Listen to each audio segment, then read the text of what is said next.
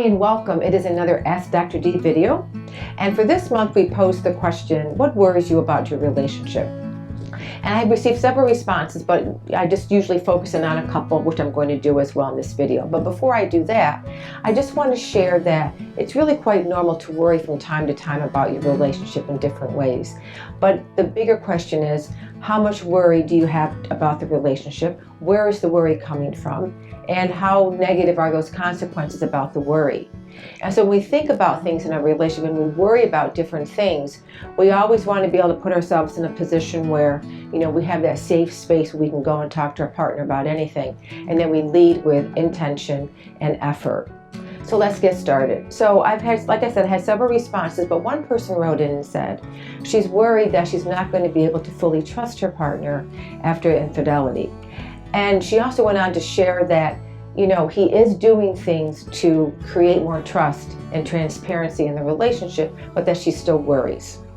And so first I want to say to you who wrote in and all others who are experiencing the same thing, this is very normal. It's very normal to trust and then not trust, and then find that you're taking like 2 or 3 steps forward, then you take 5 steps backwards. That's all very, very normal in this process of rebuilding trust in the relationship, because we often start off with implicit trust, right? We give that trust wholeheartedly, and then when it's broken, it takes a really long time to rebuild.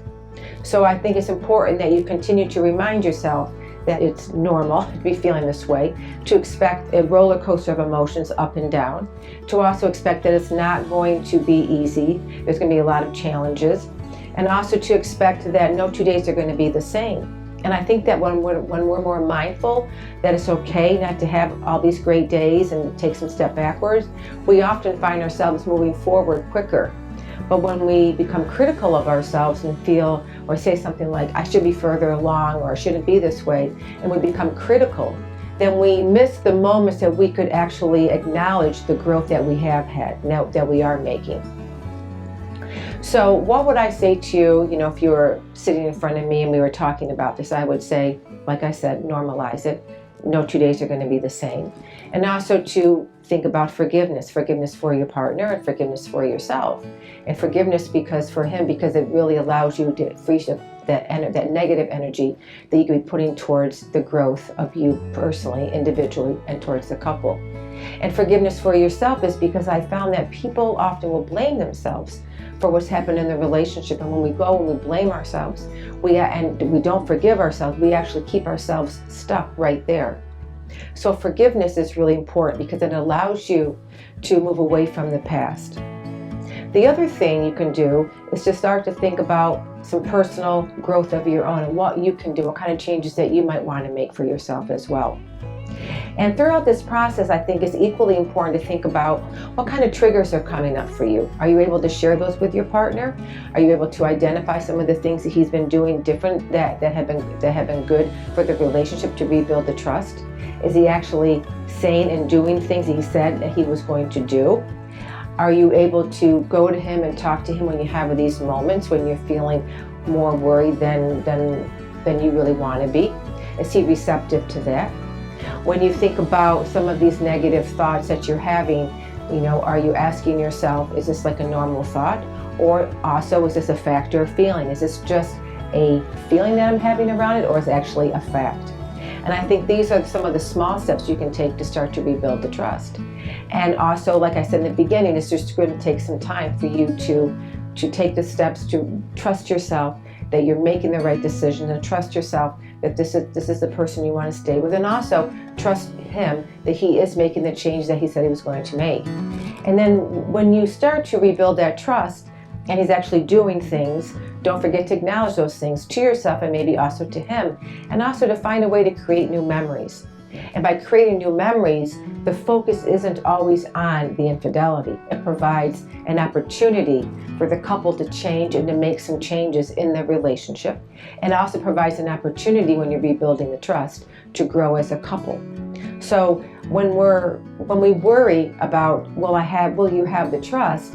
I think by taking these small steps, you will start to identify that you can trust this person again. And even though you have those worries, being mindful of that's just a worry, asking yourself, is that a fact or a feeling, or is it just a moment? And can you go back to your partner and talk about that?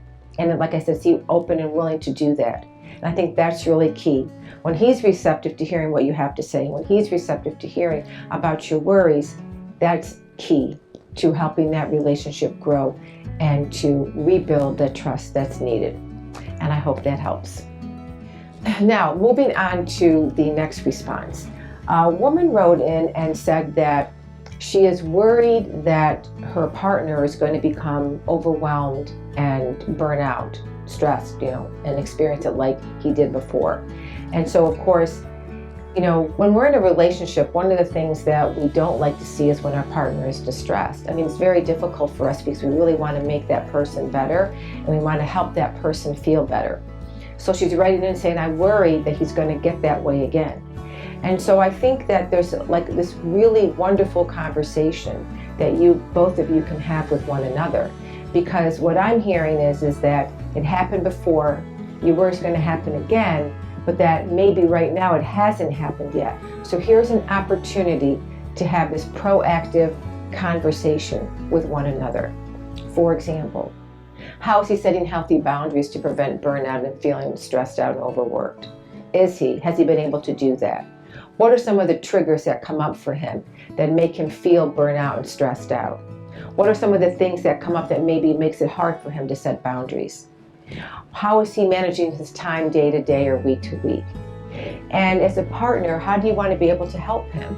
For example, what did you see when he was becoming stressed and burnout? Is there anything that you can help him with? Is there anything that he needs? And so when people sit down and they say, hey, this is what happened before, and I don't want this to happen again. How can we work together for this not to happen? What worked before? What didn't? What came up? What made it hard, like I said, to set the boundaries? How did the burnout start to happen? Is there anything that you can catch in the beginning that you might see where he's starting to go down that path of feeling stressed out and burnout, that you'll be able to work together to prevent that?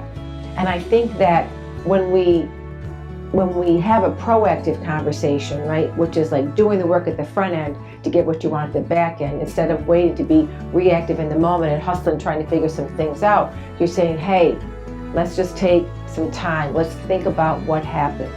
Let's think about, if we visualize how we wish it were to happen, if you were to get that way again, how can we prevent you from getting to that level?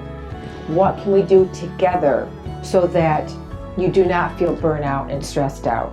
And so I think when couples come together and they're leading with intention and attention and this effort, I think this is just a really great way to reduce your worry and also to provide your partner with some skills and strategies of how they're going to manage how they're feeling about their work so that they don't get stressed and burn out. And so I hope that helps. I think that, my work, I see a lot of people burn out and stressed out because working from home, they have what I call I often refer to in therapy as blurred lines, right? There's blurred lines between when you're starting, when you're finishing. You're maybe sometimes working and sleeping or eating or doing whatever in the same room.